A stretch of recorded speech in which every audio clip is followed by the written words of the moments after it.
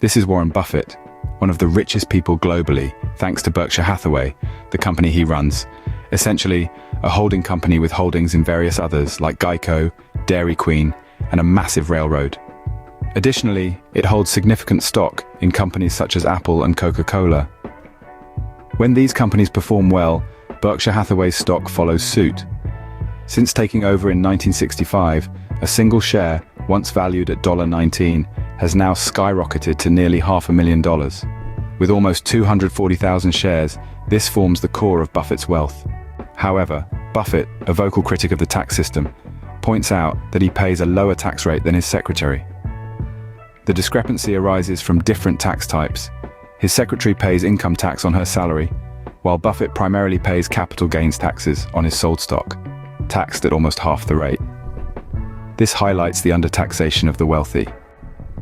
In the US, the wealth gap has widened over the last 40 years, with the after-tax income of the richest soaring over 400%, compared to the middle class's modest 50% increase.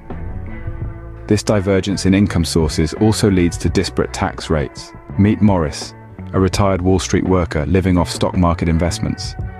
Although part of the 1%, he advocates for increased taxes on the wealthy to foster a robust middle class. While most people earn income through jobs and pay income taxes ranging from 10% to 37%, individuals like Morris derive a significant portion of their income from investments, primarily stocks and real estate. These investments are taxed as capital gains, with long-term stock having a maximum tax rate of 20%, significantly less than the income tax rate for a job making a similar amount. Billionaires often amass substantial wealth through stocks, but much of it remains untaxed until they sell. The buy, borrow, die strategy allows billionaires to live off loans against their stocks, avoiding taxes as long as they don't sell. There's also a tax loophole called the stepped-up basis, benefiting the rich.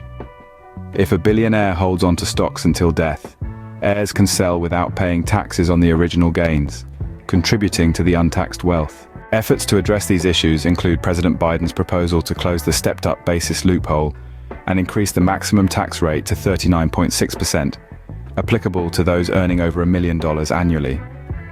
Critics argue potential downsides, but proponents see it as a step toward fair taxation. While changes to capital gains taxes won't solve all issues, they could serve as a starting point in building a fairer system, as most Americans are concerned about the wealthy not paying their fair share.